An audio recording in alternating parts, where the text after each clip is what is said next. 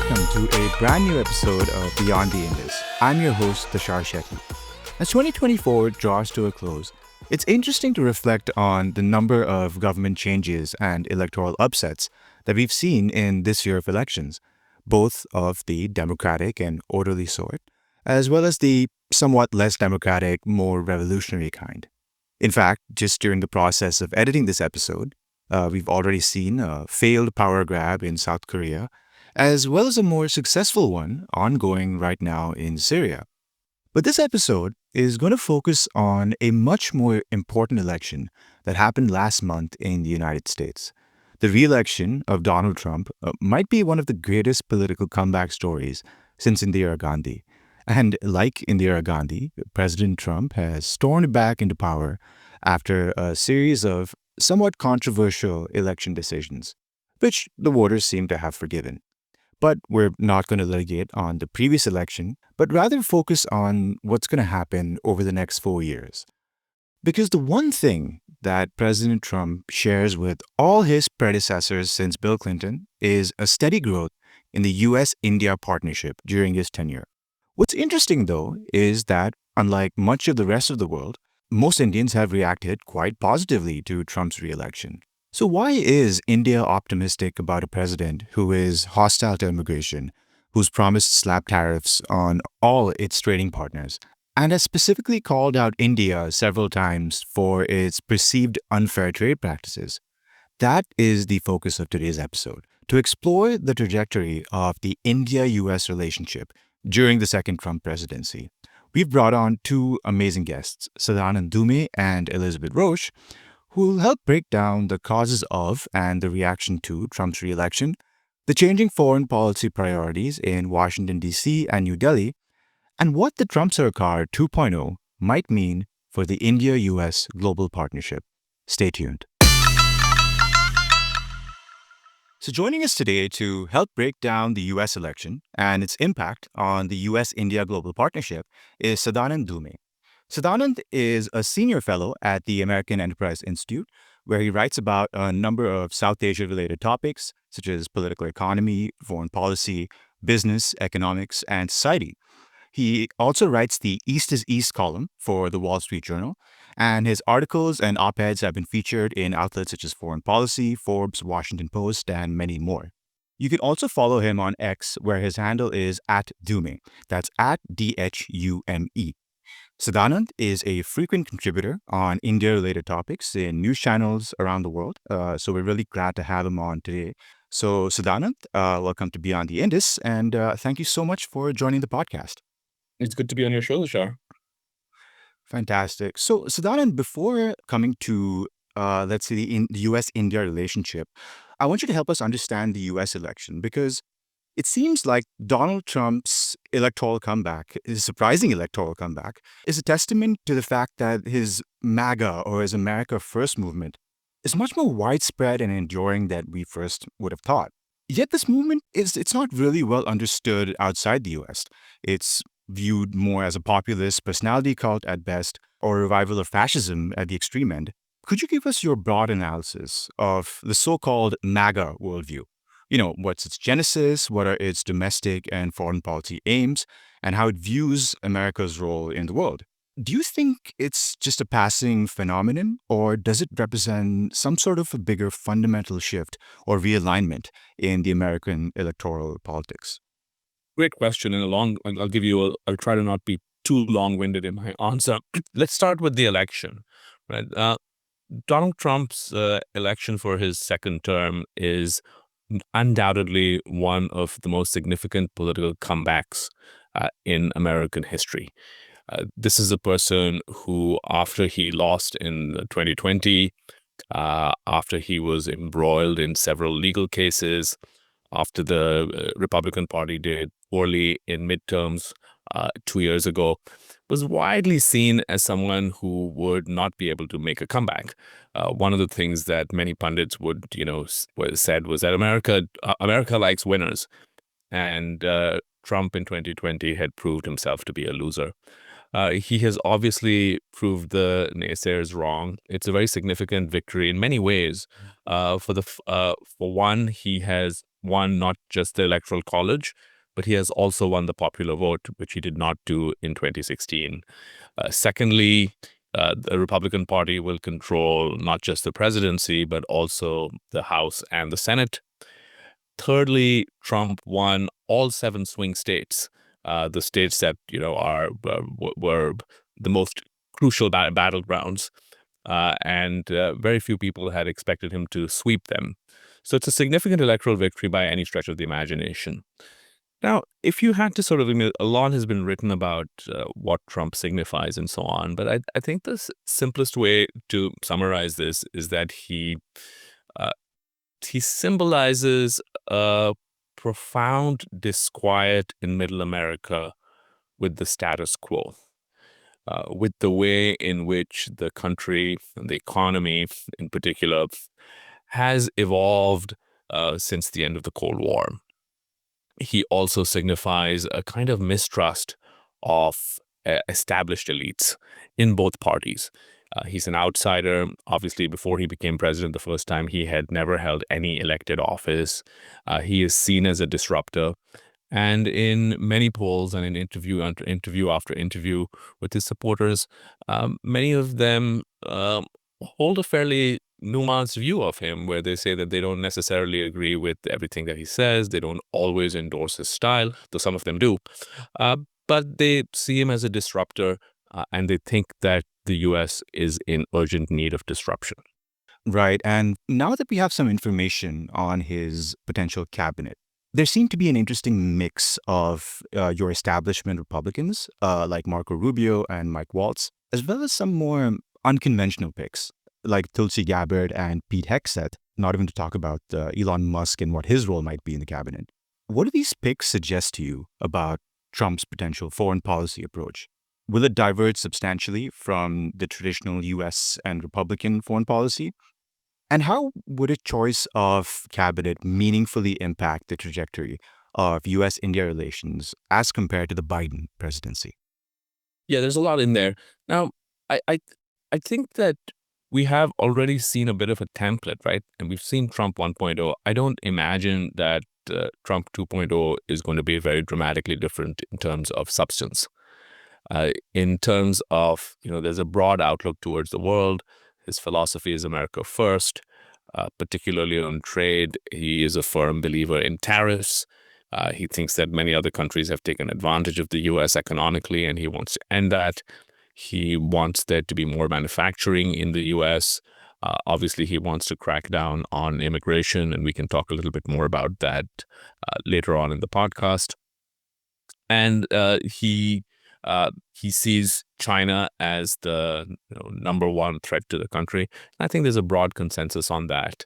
And one of the things that was quite interesting was that Joe Biden, in many ways, did not depart very significantly from Trump's policies when it came to China. In fact, he retained the tariffs, added several tariffs of his own.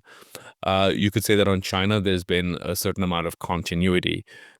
What has happened over the past, since the first Trump administration, is that those who had argued that China could be brought into the international system as a responsible actor have basically lost the argument, and that the dominant view is that China is clearly an adversary and now a near-peer competitor of the U.S., and it should be viewed in those terms. And I think Trump deserves some of the credit for that, and the Biden administration does deserve credit also for not changing course. Where there may be, where there would be a difference would be in Trump's approach towards traditional allies, particularly European NATO allies. And here, where what the Trump people are more likely to do is to demand that the Europeans in particular step up and pay more for their own defense.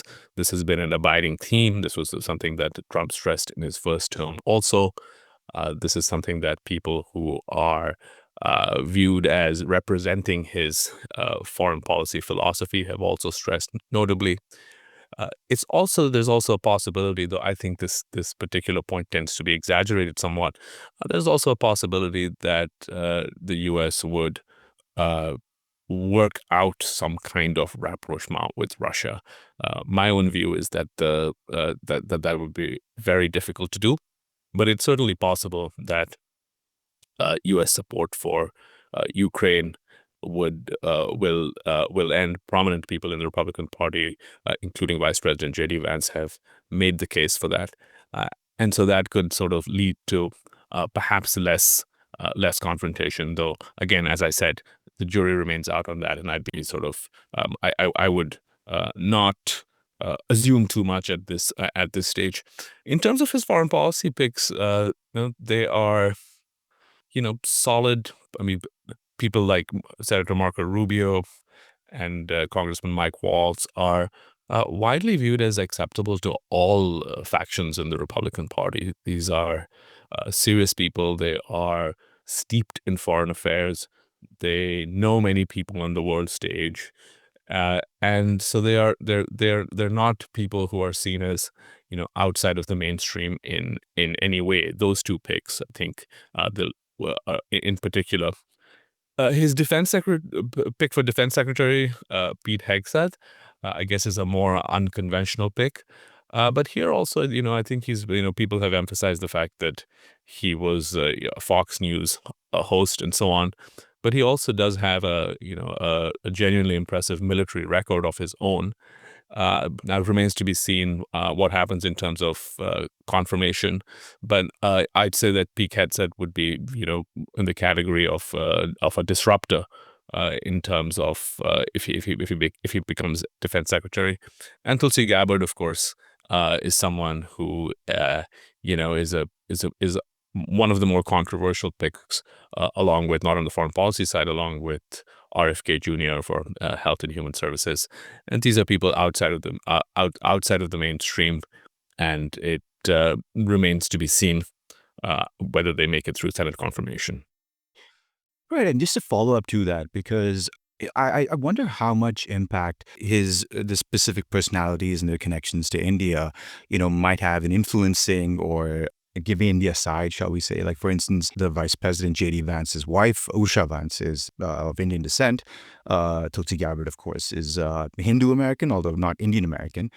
Do these factors have any influence, or is state policy just determined more at a administrative or bureaucratic level, and the individual people don't matter as much? I guess the answer in some ways is both, right? I mean, if you take the long view, U.S.-India relations have been improving over the past 20 years, more than 20 years, in fact. They've been improving since Bill Clinton's second term, when he made his visit to India. So almost for a quarter of a century. And you've seen successive administrations, both Republican and Democratic, build upon it. And the core underlying feature here is that both countries have a shared concern about China's hegemonic ambitions in Asia and beyond. So that structural reality is what drives the relationship more than anything else. Now, within that, do personalities matter? Of course they do, because they make important decisions. I think you're going to be able to make more progress if there's if there are principals with whom there's a comfort level.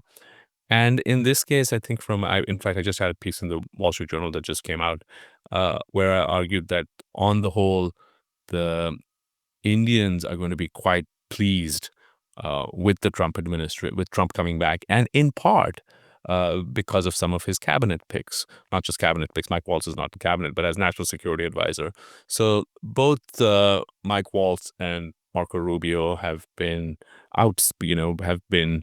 emphatic proponents of a closer U.S.-India relationship. Marco Rubio has spoken of treating India like the U.S. treats traditional treaty allies like South Korea and Israel. Mike Waltz has also spoken very clearly about Pakistan's support for terrorism and how that is unacceptable. So these are both people who know India well and who have publicly staked out positions in favor of a closer U.S.-India relationship. Tulsi Gabbard, as you mentioned, is probably the most prominent Hindu American, I would say. I'm not sure, and in terms of her, in terms of her policy positions, it's not clear that all of them would resonate well with India. For example, but in general, I think that again, that's something that most people in India, particularly in the BJP government, would welcome. So there's a comfort level with President Trump's picks, and beyond that, there's also the sense in New Delhi that uh, President Trump and Prime Minister Narendra Modi have developed a rapport, and that will also be helpful. And then finally, there's the sense that some of the pinpricks that we've seen, some of the friction points will be less pervasive in under a Trump administration. So, for example, I think many Indians believe, with good reason, that the Trump administration is less likely to pay attention to some of the Western publications and left-leaning Western NGOs that have taken an extremely hostile position toward the Modi government and toward Narendra Modi and the BJP.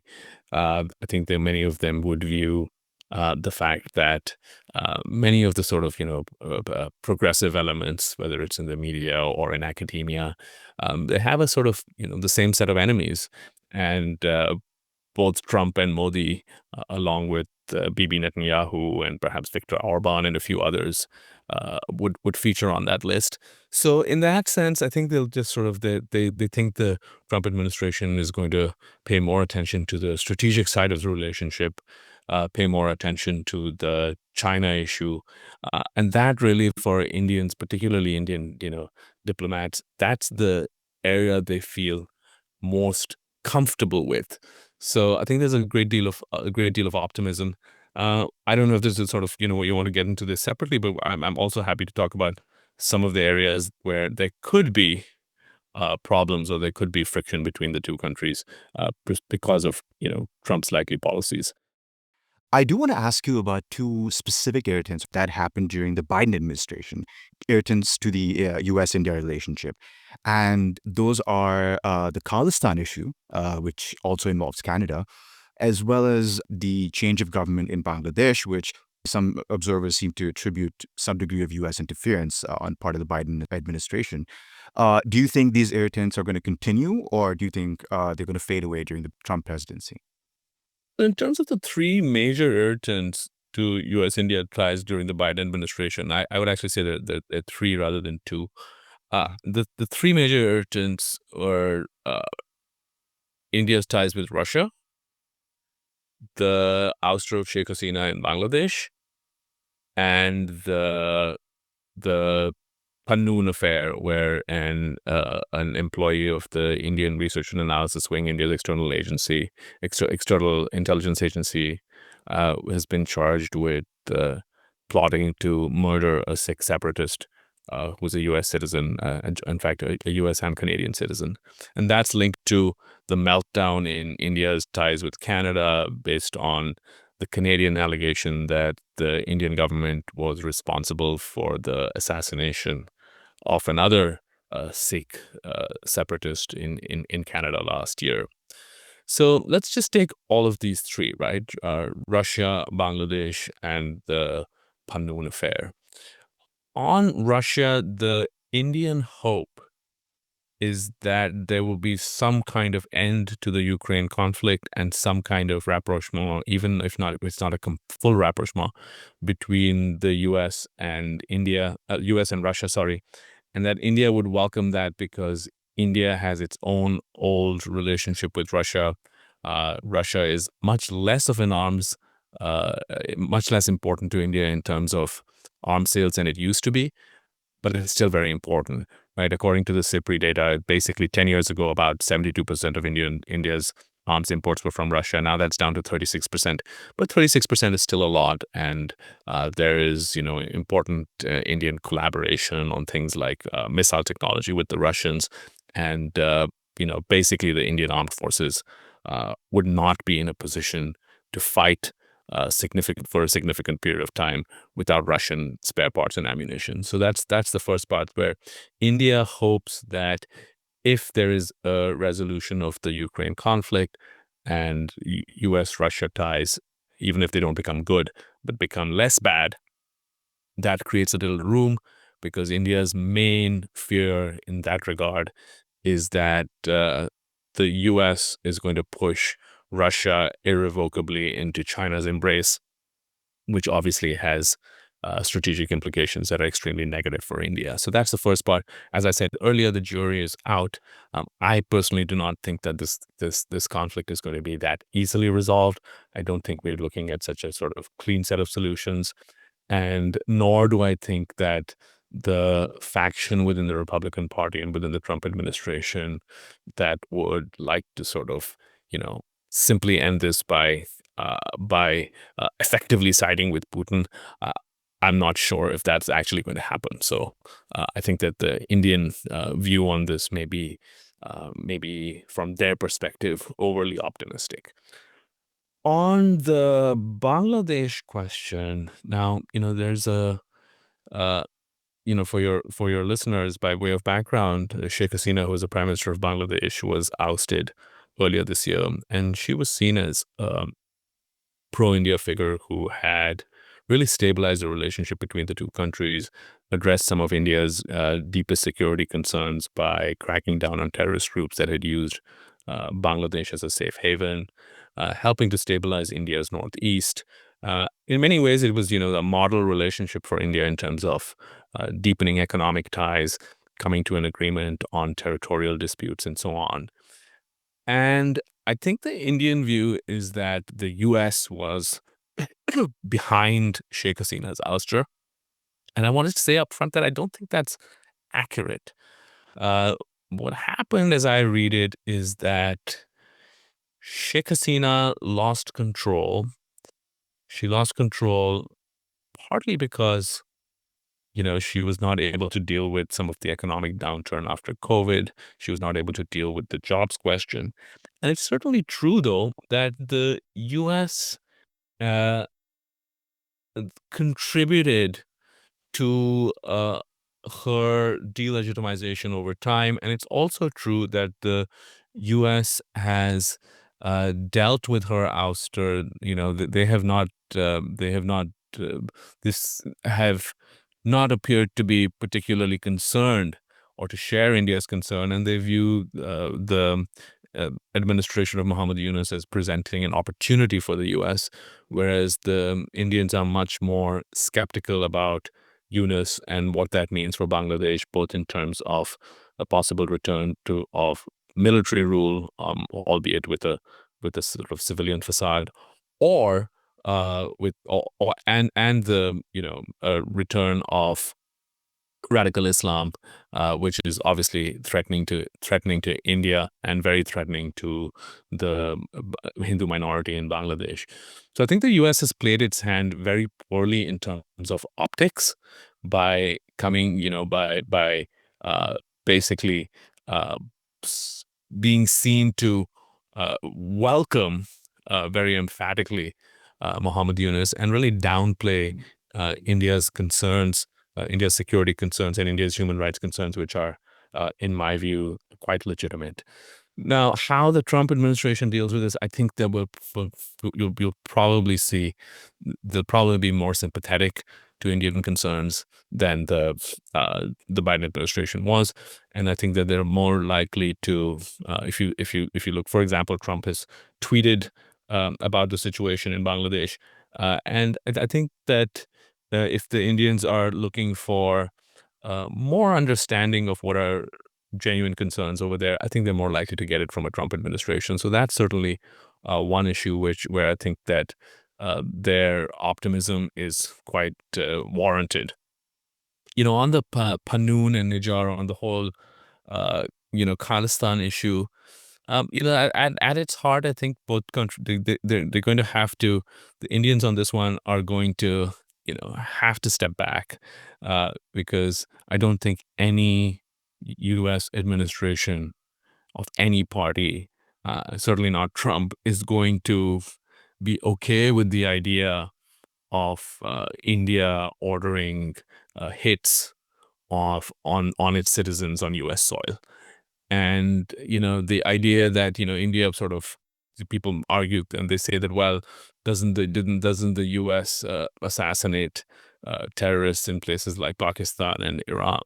And the answer is yes, of course it does, but those are not, those are not countries that the U.S.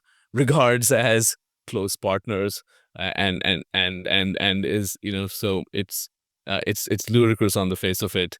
And so I think the hyper nationalist wing of the ruling party in India is just going to have to step back and be realistic and recognize that this was definitely a screw up. The Indian hope will be that on the U.S. side, U.S. will basically take a law and order approach, which is basically what it has done for the most part, and the case will sort of wind its way through the courts and so on, and there'll be an implicit understanding that this is a red line for the U.S. and that India should not cross it. And so there'll be a hope that this just fades over time. And I think that probably, again, as an assessment, is probably accurate. So, you mentioned that the Europeans might lose out during Trump's presidency. And staying in Berlin, the consternation in many of the people I speak to is palpable. But just to touch upon, what do you think are Trump's big foreign policy priorities? You mentioned that his approach might be different as compared to Biden's towards certain issues. How do you see him dealing with the Ukraine situation? In terms of Ukraine, I think I don't have a very good read. It's possible to imagine, a couple of different scenarios.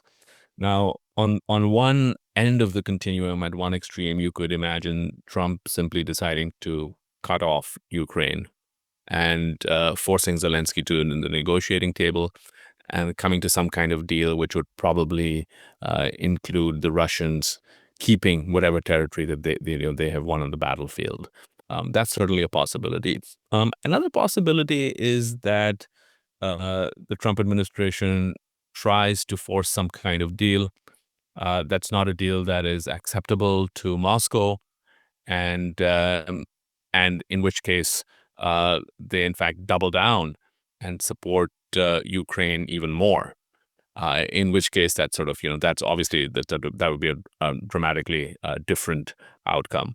A third possibility is that you could see more of the same, except that the U.S. shifts the burden, the economic burden of the war, more to the Europeans. So any of these, are possible, if you ask me. My sense is, though, that you would rather, if you were Zelensky, you would much rather that Biden had won.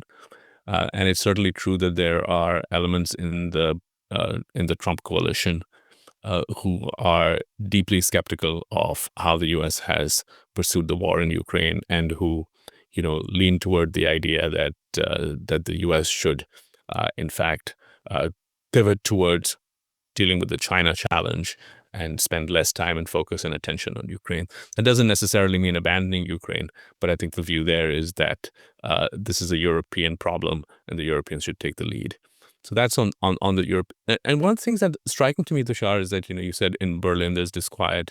I'm not sure if you saw this, but there was a Pew poll earlier this year, and it showed that something like only like 14% of Germans had confidence that Trump would do the right thing in foreign affairs, whereas in India that number was something like 42%. It was one of the highest in the whole world. And you can really sort of see the difference over there, where in terms of public opinion, Indians are pretty sanguine, they think, whereas the Europeans, the Germans, the Swedes, and so on, look upon the Trump administration with a certain degree of trepidation. Mhm. And I suppose on a broader level, I want to ask you about what the trajectory of the India-U.S. global partnership might be. Which areas do you think that this partnership will strengthen over the next 4 years? Yeah. So if you look at Trump 1.0 as a template uh, for U.S.-India relations, what we saw during that period was that the defense cooperation between the two countries was upped quite dramatically.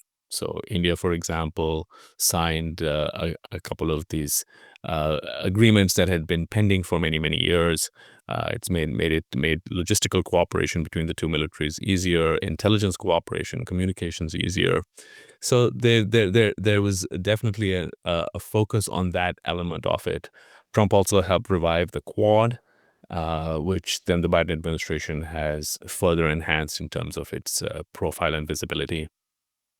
Beyond that, India started buying much more U.S. gas, in particular, but oil and gas imports more than doubled over the course of the Trump administration. So you could see the elements over there, and of course on the Pakistan front, the Trump administration put a lot of pressure for the FATF mechanism to include Pakistan on the so-called gray list, and pressured Pakistan to cut back or eliminate its support for Islamist terrorism in Indian Kashmir and elsewhere. So there was on the strategic side, defense, intelligence cooperation, energy. There was movement, and so you could see that those are the sort of areas where I imagine we're going to continue to see progress. And then the fact that the Trump administration brokered the Abraham Accords, I think that's certainly the foundation for what ended up becoming I2U2, Israel, India, the UAE, and the U.S. And so I imagine that's another area where there will be room for growth and cooperation, because some of the countries that the U.S. or the Trump administration, has a great degree of comfort with, Israel and the UAE, also happen to be among India's closest friends in the Middle East. So that's another sort of, another area of potential cooperation. I imagine that the Quad will continue. Over there, it'll be interesting to see whether, there'll be some issues, because the Trump administration may want to expand it faster, may want to give it a more overtly military tinge. Whereas, the Indians so far have been, they've wanted Quad. They've certainly wanted to portray Quad as a non-military grouping. In fact, one of the things that's quite interesting is that you have the Malabar exercises every year, as you know, which include the navies of the four Quad countries and sometimes others as well. But the Malabar exercises are not sort of counted as part of Quad, because of the sort of the Indian, in part the Indian desire for Quad not to be viewed as a military alliance. So it'll be interesting to see if what the Trump administration does with the Quad. So those are the areas where I think that you're going to continue to see cooperation. Where there may be a question mark is on one of the Biden administration's landmark initiatives with India, called ISET, which was about critical and emerging technologies, where the Biden administration basically bet that in its long-term tech battle for technological dominance with China, India was an important partner, and that even if that involved the Indians getting access, or to more American technology and so on, that was a part of a good bet.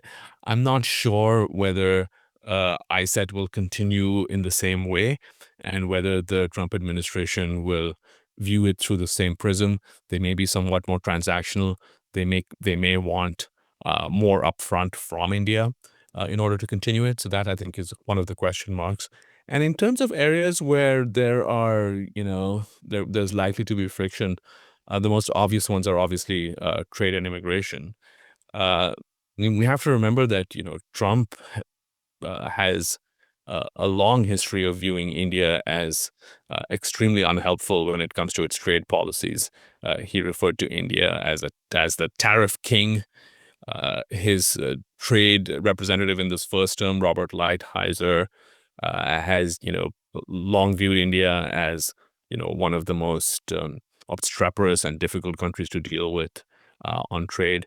And in many ways, Modi and Trump on trade are actually quite similar, right? The centerpiece of Modi's economic policy, particularly from starting around the towards the end of his first term is the so-called PLI scheme, right? Production-linked incentives, which basically, in a nutshell, means that India has been raising tariffs because it wants people to manufacture more in India. So how the U.S. views India's tariffs, how it views things like market opening, whether India is able to deal with this deftly, that remains an open question. In the first term, I don't think India dealt. I think India dealt very well with Trump on the strategic side of the equation. I don't think India did a good job at all on the economic side. As you recall, for example, India ended up losing its GSP preferences, partly because it got into this mini trade war with the Trump administration. So tariffs are sort of, tariffs and trade broadly are, one area to look at. And the other, of course, is immigration, both in terms of legal and illegal immigration. I think people forget that there are a very large number of illegal Indian immigrants in the U.S., upwards of 700,000. So if Trump begins mass deportations, as he has said he would, it'll be interesting to see how the politics plays out in India when, some of these people who have paid large amounts of money to people smugglers start, returning to their villages in Gujarat or Punjab or Haryana, and and find that basically, they had left, uh, telling their neighbors and friends and family that they were out to pursue the American dream, and they come back basically broken, frustrated. So that would be one issue.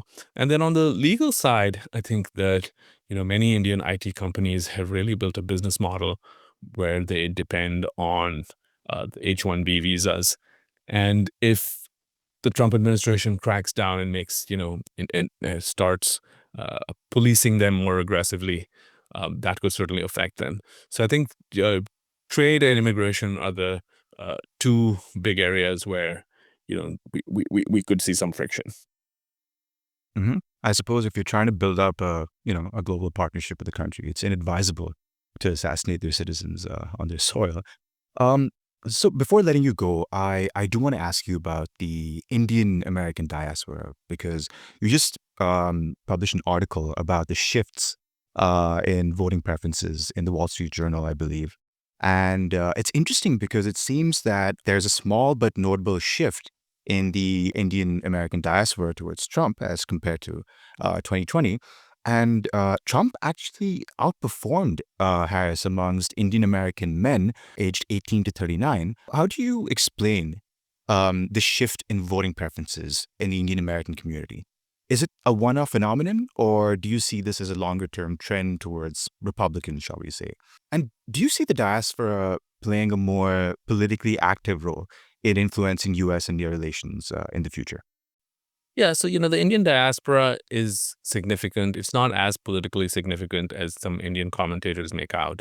So it's about 4.7. There are about 4.7 million Indian Americans if you look at Indian people who are solely of Indian origin. It's slightly more than 5 million if you include people who are partly of Indian origin. But let's stick with the 4.7 million figure. There are only about 2.5 million of them are eligible to vote. Right now, the others would either be people who have green cards or maybe they're too young to vote and so on. So about 2.5 million of them are eligible to vote. More than half of those are not in swing states. They're either in states that are very solidly red, like Texas, or they're in states that are very solidly blue, New York, California, Illinois, and New Jersey.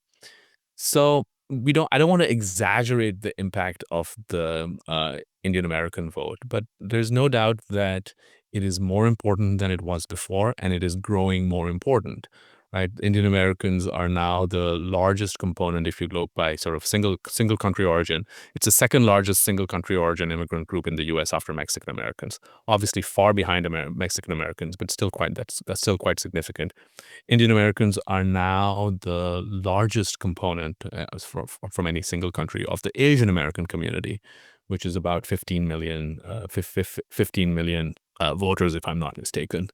So in that sense, Indian Americans are becoming more important, and obviously we've seen several prominent political figures from the Indian American community, Nikki Haley, uh, Vivek Ramaswamy, and Kamala Harris herself. What I found interesting, and this is the reason I wrote that article, was that you would have imagined that Kamala Harris, whose own mother was an immigrant from India, would attract more support from the Indian American community than either Biden or Hillary Clinton. But in fact, she attracted less. Biden, according to a Carnegie Endowment survey 4 years ago, attracted about 68% of support from Indian Americans. And uh, I saw an exit poll in the 2016 election that suggested that Hillary Clinton got 84% of the Indian American vote, which is quite staggering. So to go from 84% in 2016 to 68% in 2020 to 60% in 2024 does suggest a trend. There's a direction. And I think there are many reasons for that. I mean, you can speculate, but one of the reasons I think is that um, many Indian Americans, just like many people of other immigrant communities, are put off by some of the policies that are propounded by the college-educated liberal elites who run the Democratic Party. I mean, I don't think there's a particular love among Indian immigrants for some of their policies on, for example, opposing meritocracy in schools.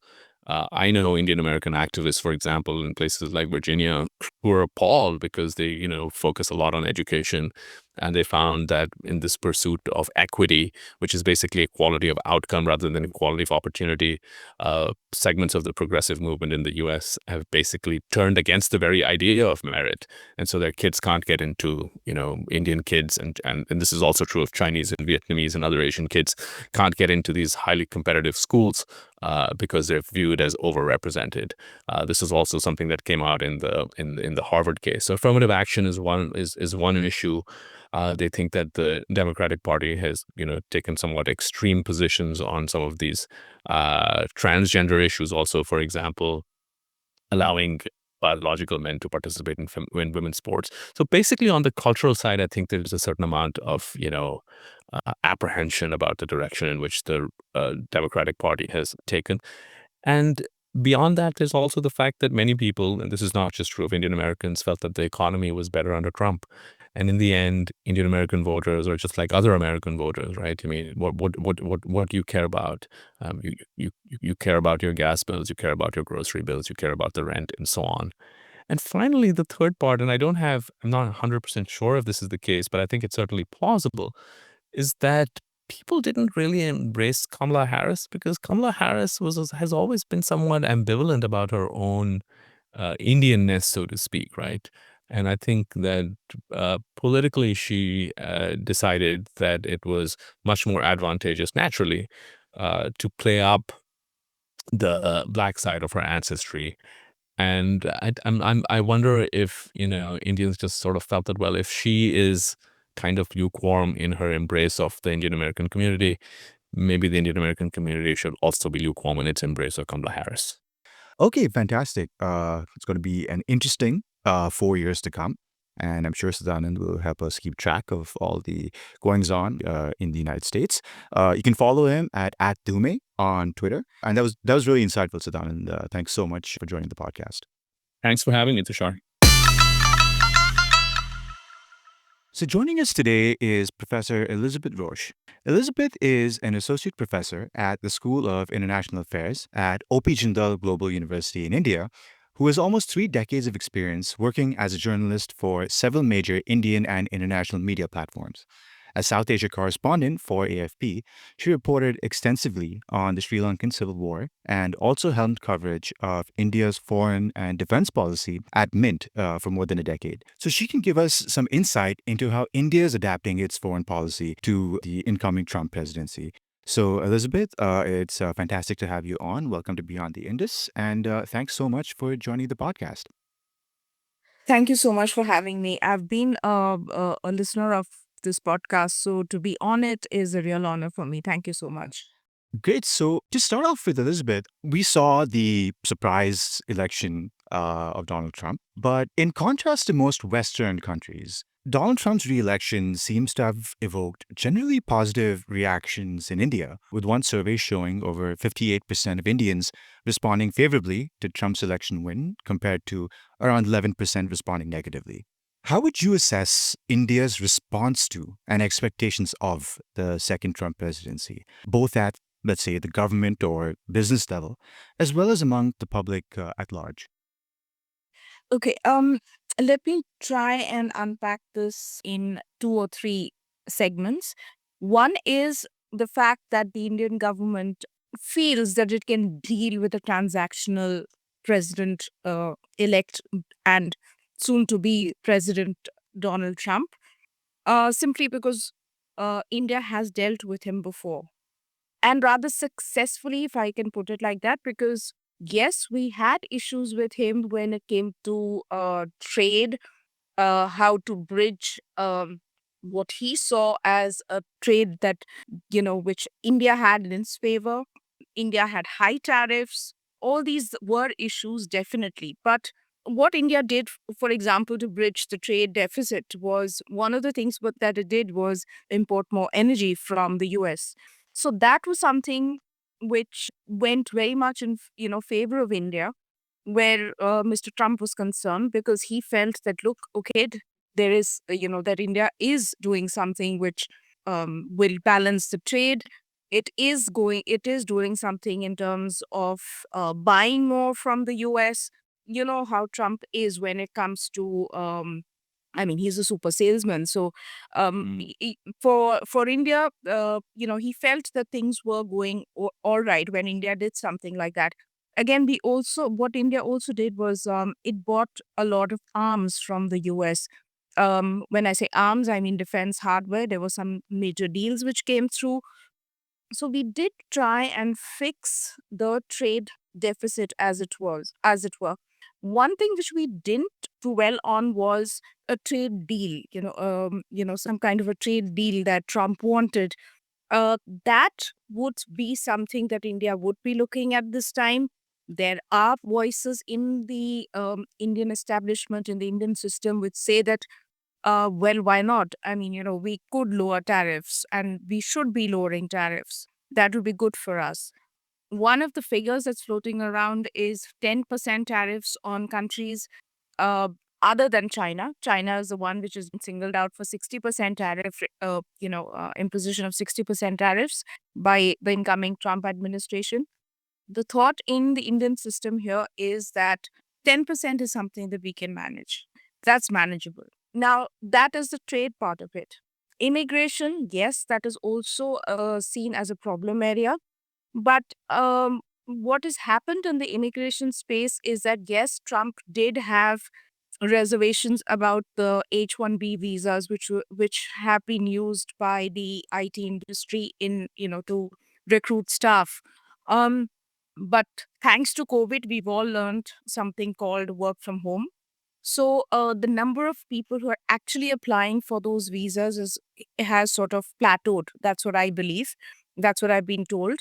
The other thing is that those companies, US companies that want Indian techies to be there on site to work on projects, Trump would lend a sympathetic ear to those people, because after all, they're contributing to the US economy.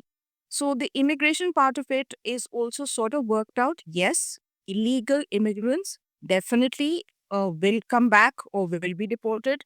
We've seen some of them come back in, I think it was last month or earlier this month, some hundreds of Indian illegal immigrants who were there. They were sent back. So that will definitely be an issue in that sense, for the illegal people who are staying there. Mhm. A third issue, which is going to be a problem area, which could, let me rephrase that and say could be a problem area, would be the Iran factor. India has recently signed a 10-year agreement on Chabahar, on the use of Chabahar port. That could be a problem area, because in the last time Trump was president, he didn't really look very favorably at the fact that India was importing oil from Iran. We had to zero out or reduce it to zero the imports that the oil imports from Iran. This time around, that again could crop up as a problem area, but there have been some reports of Elon Musk meeting the Iranian ambassador to the UN. So Mm. I think that's a space that we may need to watch. Now, why are people in India sort of let's say less apprehensive about Trump? Well, one of the reasons is that he's seen as the person who sort of resurrected the Quad. The Quad is, of course, the Quadrilateral Security Dialogue. It met at the official level. This was in 2017. Then it was elevated to the foreign minister level. Then, of course, the Biden administration, during the Biden administration, we saw a summit level, of the first time round, the leaders of the four countries meeting and, sort of taking off, the Quad taking off from there. But it was basically Trump. India sees Trump as as the person who was behind the resurrection of the Quad, if I can put it like that. So that's one thing which goes in his favor. The second is the fact that um, he's got a lot of people in his incoming cabinet who are seen as pro India. The other thing is that we don't really sort of we don't rely India doesn't rely on the US for its security. Therefore, we don't have to pay anything for that. One of the biggest demands of Trump has been that, listen, I mean, if you want our security cover, then you have to pay for it. So that is one thing that we don't have to pay for. We sort of rely on our own on ourselves for that. But yes, they could be issues, not issues, but there could be some kind of question marks, maybe. I can put it as question marks over, let's say, technology transfer that India wants. This would be under the ISET, for example, the Initiative for Critical and Emergent Technologies, which India and the US launched last year. So, but then the question is there a bargain possible? Trump being the transactional person that he is there room for some kind of give and take? For example, a trade deal, and therefore you cut a deal with him for something else. We'll have to wait and see. Right. And you mentioned the Quad, and I suspect one area of policy convergence that we might see is on China, because the incoming administration is expected to be pretty hawkish on China. I think you already mentioned some of his potential cabinet picks, and they do seem to have relatively hawkish views on China. The US also seems to be redirecting or intending to redirect resources from other theaters to focus on China and Southeast Asia. How do you see India's, let's say, China policy or Act East policy changing in the face of a more aggressive United States in the region? Do you think India might sustain the progress we've seen recently in the border talks with China and steadily improve relations?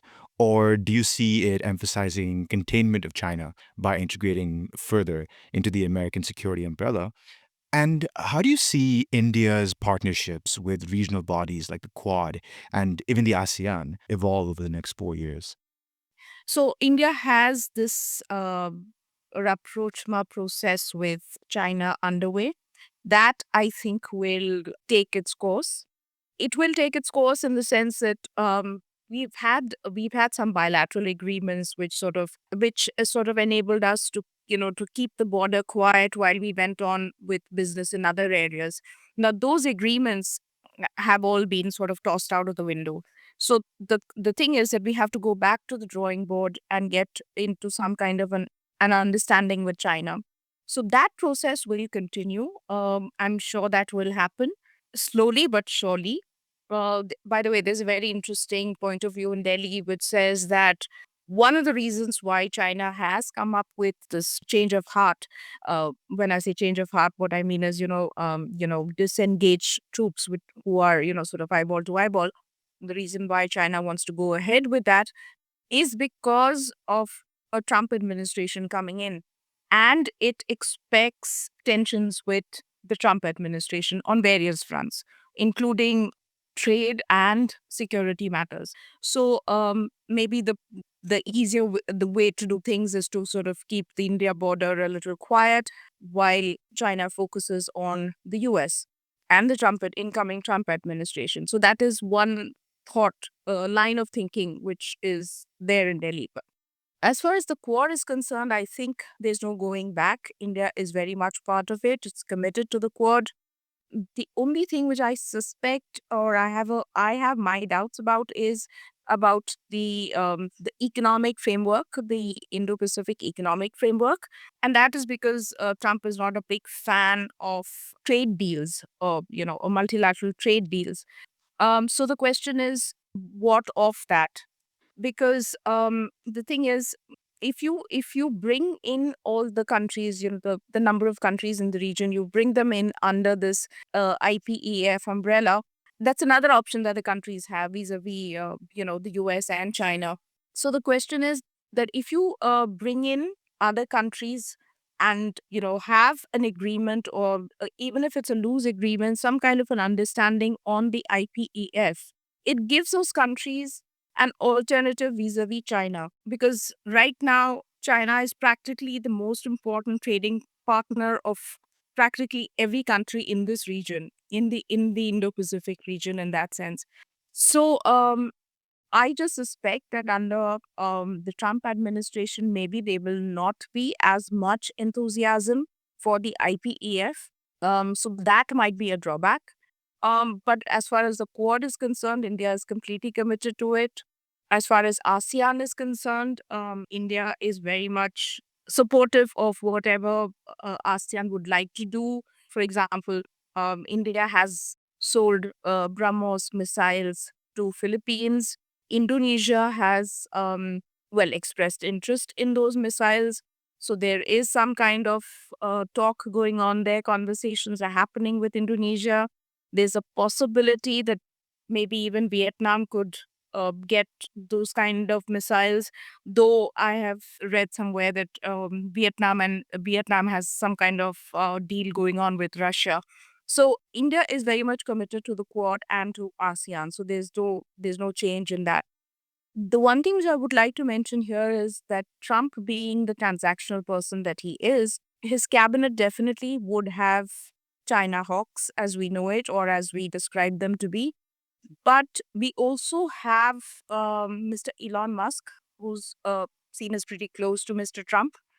And Mr. Musk has a lot of trade interests or economic interests in China. So, how far will Mr. Trump jeopardize those? That's a question mark for me.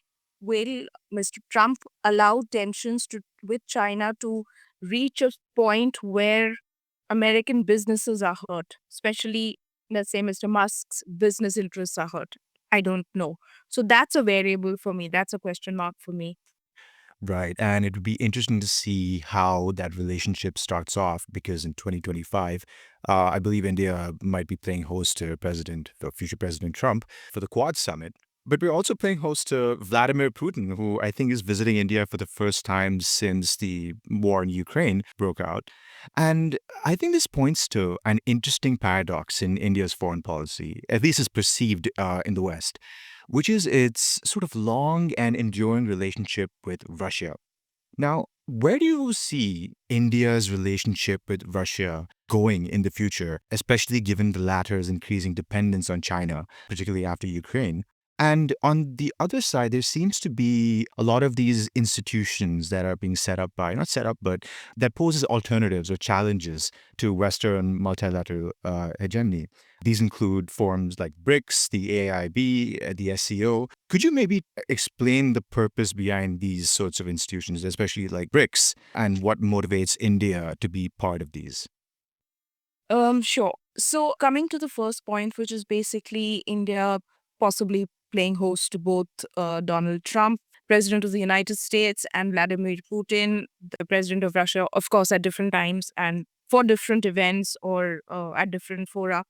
Now, India doesn't see any contradiction in this. And one of the reasons why India is sort of breathing slightly easier after India got to know that it is Mr. Trump who's going to be occupying the White House come January 2025, is because India feels that the pressure it faced in maintaining or keeping up ties with Russia under a Biden administration, that would ease because of the kind of relationship or the kind of admiration that Mr. Trump has for Mr. Putin, and he has expressed that very many times.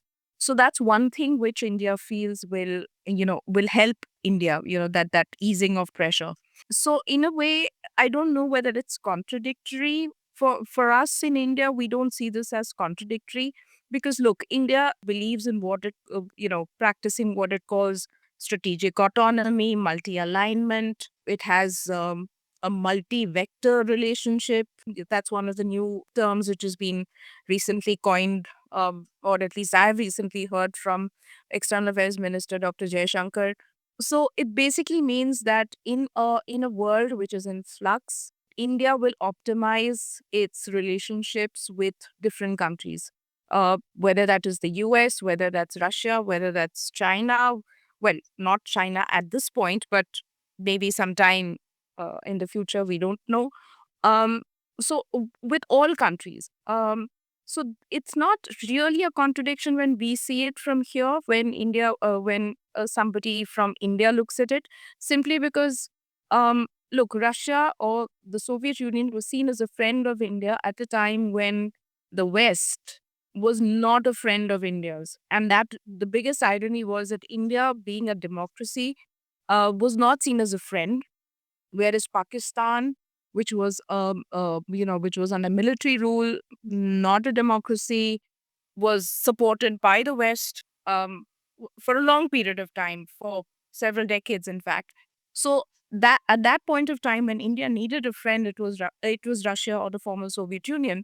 So we are maintaining that relationship, and most important, a lot of India's defense or military hardware still requires Russian spares. We When we were standing eyeball to eyeball with the Chinese on the border, we needed the Russian military hardware. And there was just no way that India was going to abandon its relationship with Russia at a point where it needed that military support. So, in from where we stand in India, it's not a contradictory relationship at all. It's India maximizing its options. Where it sees most benefit, it maximizes on those opportunities. One little point that I would like to mention here is, after I think 2018 or perhaps 2017, 18, something like that, India has not placed any new orders for weapons from Russia. The last order that it placed, a big order in that sense, was for the S-400s. After that, there has been no defense deal with Russia. When I say defense deal, I mean no new defense deal with Russia. There are some orders which are still pending, which Russia has to deliver on. So you would see things like a frigate or two, those kind of things. But these are all orders which have been placed before. Coming to your next question, which is why, what about BRICS and what about SCO? The BRICS is, of course, a group of emerging market economies. Now, of course, it has expanded. But the BRICS came up at a point in time where India, China, Russia, and Brazil, these countries felt that they were emerging, they had something to offer, they had a lot to say, but nobody was listening. So it was seen as an answer, or a count. I mean, I wouldn't like to use the word counter, but it was seen as a kind of some kind of a response to G7, because G7 was your all important decision making, for all matters economic. They set the agenda. So the BRICS came up in that context, and then South Africa joined, and then just this last month, I think, you had another four countries joining in. Though there are a lot of countries that want to join, 30 odd countries that have lined up. Um, so there is a question of why is India in BRICS? So for me, the answer to that is that it's just an alternative platform. And what is wrong with India being part of that alternative platform or that alternative framework? Okay, there is Russia in it, there is China in it. These are the two countries which are seen as anti-West. I don't know whether you would, describe Saudi Arabia the same way, or UAE the same way. So I don't think it's an anti-West platform. It may be a non-Western option for countries, possibly, but it's certainly not anti-West. And if India is part of the BRICS, It's just part of its multi-alignment strategy or multi-alignment policy. When you come to the SCO, which is your Shanghai Cooperation Organization, now that India joined it primarily because the India wanted some kind of a connect with Central Asia. Now, do remember that we have Pakistan and Afghanistan.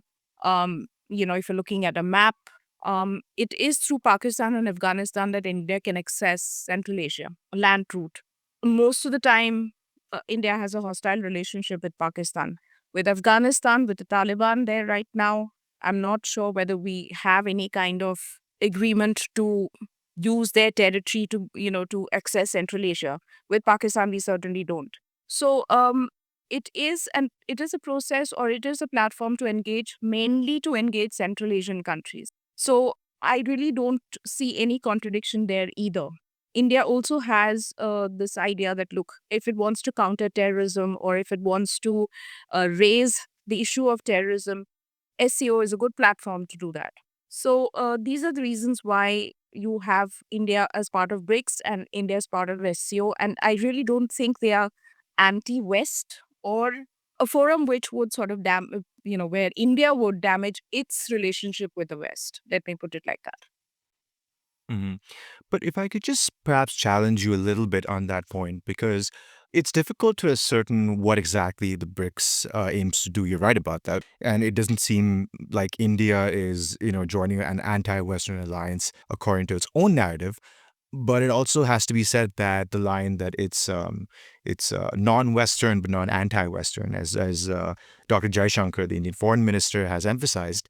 It seems that some of the actions by China and certainly Russia might belie that statement, because Russia is currently prosecuting a pretty brutal war in Europe. And if I think we're talking about Saudi Arabia, which is ostensibly a U.S. ally, but recently there's been some news coming out about China setting up a euro-dollar exchange platform to circumvent the United States' control over the global financial system, although it's yet to be seen how far that's going to go. It could be argued that some members of that organization are explicitly, or at least implicitly, anti-Western. So do you not see these organizations becoming vectors of their foreign policy or their strategic goals? Or do you think they're just discussion forums, is what I want to ask? So my answer to that would be that, look, there are a lot of points of view, let's say, where, for example, the BRI, the Belt and Road Initiative. Now, India is strongly opposed to that. If it comes up in the BRICS, then India expresses its concerns about what the Belt and Road is, or what it can do to countries, or to increase indebtedness, etc. I still see BRICS, for example, as a forum where, yes, there are countries which may oppose the West on certain issues, but it still has a long way to go before it becomes an anti West platform. And one of the things that I would see India doing is making sure it doesn't become an anti West platform. Because India sees it has a lot of interest to make sure, to protect. Look, today, if you're looking at technology, what is the source of technology? The West.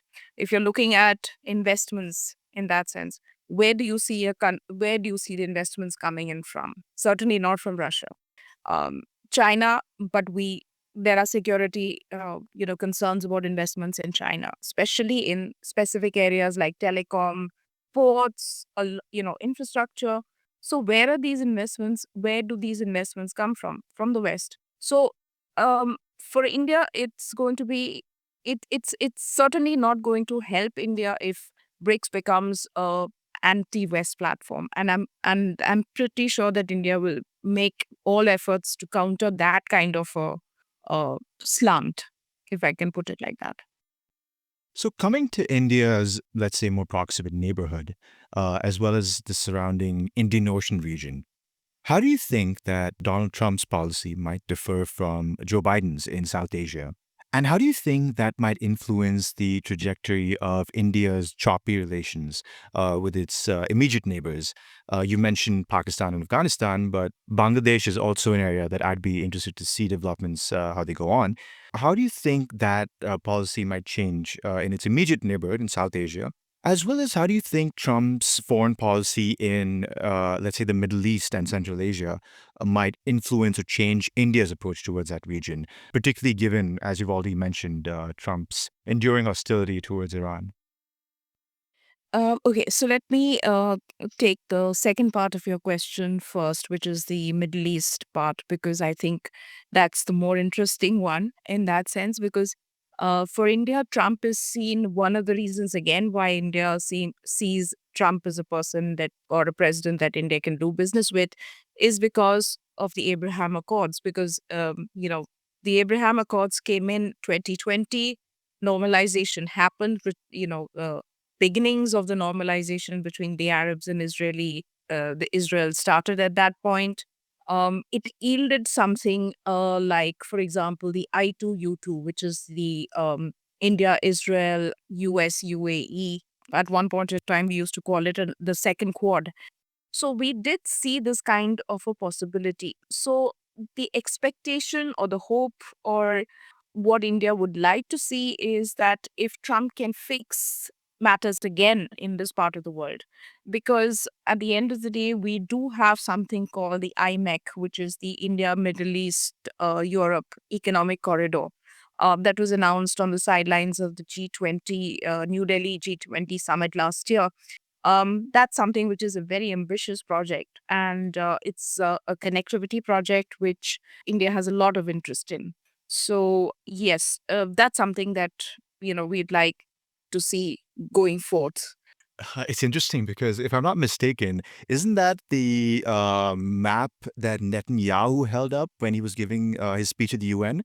Yes, it is. Yes, he had a vision for the new Middle East, but then that vision for the new Middle East didn't have Iran anywhere on the map. But I don't think in India's case we are looking at something which is exclusive. Um, IMEC is a connectivity project. It should take off on its own. The Chabahar port and link that with Central and link to Central Asia and the International North-South Corridor, which is again an ambitious project, linking up to Russia. So these are all things, all connectivity projects, I think, which run in parallel. If possible, in an ideal world, it should run parallel and it should work. Uh, I don't know how many of them will actually work, but IMEC is something which is very ambitious, and I'm just wondering whether President Trump can bring some kind of order in the Middle East, which would sort of help or give a leg up to IMEG.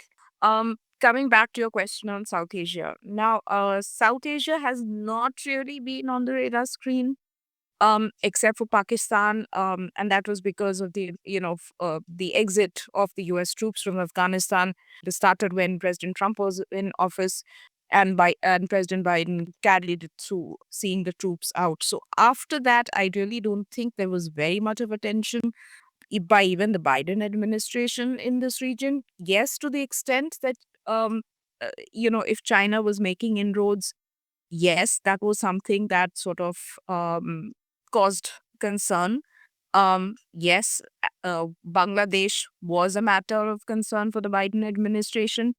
Where the Biden administration's policies might differ from President Trump's policies was definitely Bangladesh, because I believe at one point, this is what I've read in the papers, that President Trump asked, isn't Muhammad Yunus the person who funded or wrote out a check to his opponent in 2016, who was Hillary Clinton? So I What? don't think he is the kind of person who will forget those kind of things. So and the other interesting thing which I have to point out here is that just days before the vote, which was on the 4th of November, I think it was just a couple of days before that, President Trump came out with a very interesting statement where he said, there was persecution of Hindus. And I found that very interesting because when you talk about persecution of Hindus, where does that happen? India has been talking about persecution of Hindus in Pakistan, but that's like, we've been talking about it for a while. But of late, we've been saying that there has been targeting of Hindus in Bangladesh. So that was something which was interesting. And that I would think was an indirect kind of stab at, the interim administrator who is in Bangladesh, who is Muhammad Yunus. hmm Because it's interesting because the persecution of Hindus in Bangladesh after the fall of Sheikh Hasina, I mean, we've discussed it several times before on this podcast.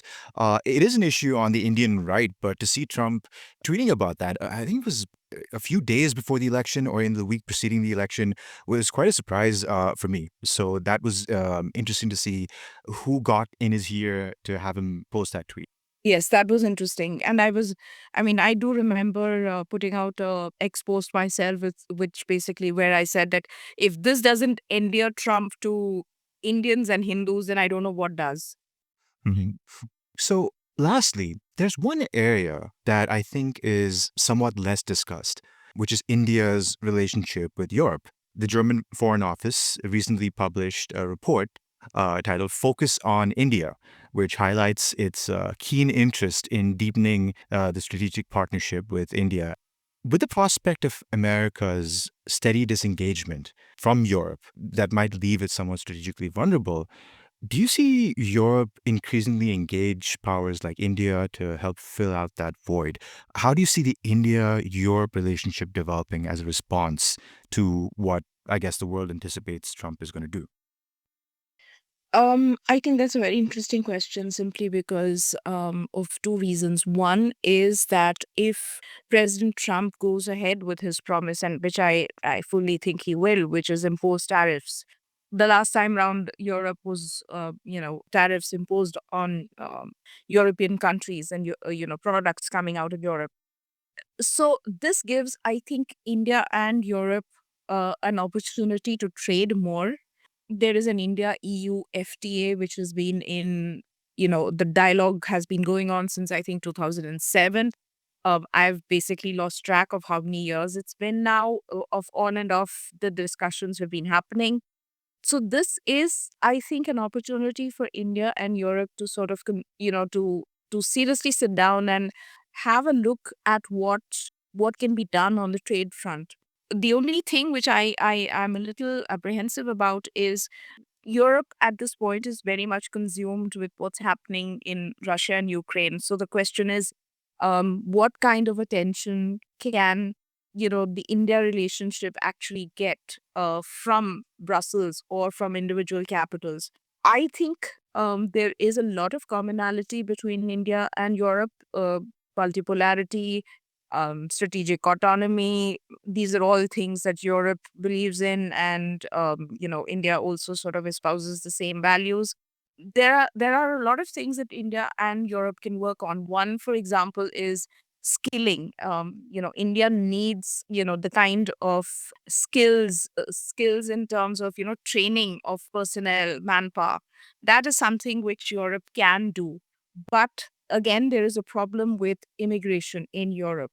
If you look at the elections, the far right has, European far right has done much better than, everybody has was hoping for. So that is one element again, which I think may be a problem. You don't need to bring in Indians into Europe. Maybe the Europeans can look at having skill centers in India, for example.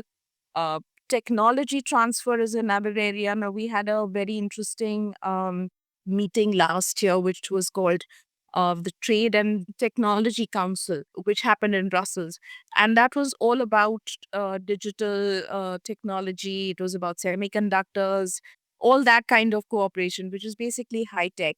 So, that is something that, again, India and Europe can actually work on, and it should work on. There are a lot of possibilities. But my only worry is with Trump coming in and Europe worried about what is going to happen in Ukraine and, vis-a-vis Russia, a new possible security architecture in Europe with all these things, with all these issues. Does Europe really, look at India, the way it should? It has identified China as a systemic threat, but can it really sort of look at India as a partner? So yeah, these are some of the doubts that I have. India is very willing to have to extend its hand to Europe as a partner. I don't think there is any two ways doubts about that, or no doubts about that at all. It's only a question of how far is Europe ready, given the problems it's embroiled in right now. Right. Yeah, I think to my mind, from the conversations I've had with various members and institutions adjacent to the German government, there is not just a will, but there's actually a strong desire to set up something, a deeper strategic partnership with India. I think just both sides don't necessarily know how to best go about that on the ground, in terms of institutional contacts, in terms of developing a trade partnership. Because again, like you said, the free trade agreement has taken several years to negotiate because you have 27, 28 different stakeholders having a say in this specific deal, which complicates matters. But yeah, it's an interesting time. I'm sure there's going to be a lot of strategic realignments with Trump's coming presidency. And of course, we will have to see what Trump's priorities are. I mean, all these, let's be honest, are guesses. President Trump has an ability to surprise all of us when it comes to foreign policy issues. Yes, completely, because whatever we say today may be turned on its head tomorrow. Just one point which I forgot to mention is, given the kind of outlook that Trump has on climate issues, one of the things that India was looking at the United States was for technology as well as financing of green tech. Whether it's the green hydrogen project, or solar, or anything in the green space. Now the question is that funding going to stop? That is a big question mark. Or rather, where is that funding going to come from, if at all, if it comes? If it comes, I suspect it would be from Europe. So that is something that India would have to look at. Indeed. And just as we're recording, we have the story coming out about Adani Green Energy and its whole, issue with the U.S. SEC indictment. This is potentially an area that I see more India-Europe cooperation potentially in the future. But yeah, Elizabeth, that was fantastic. It's going to be, like you said, an interesting few years ahead. And I'm sure you'll be tracking it, as will I. So thank you so much for joining the podcast. Thank you so much for having me.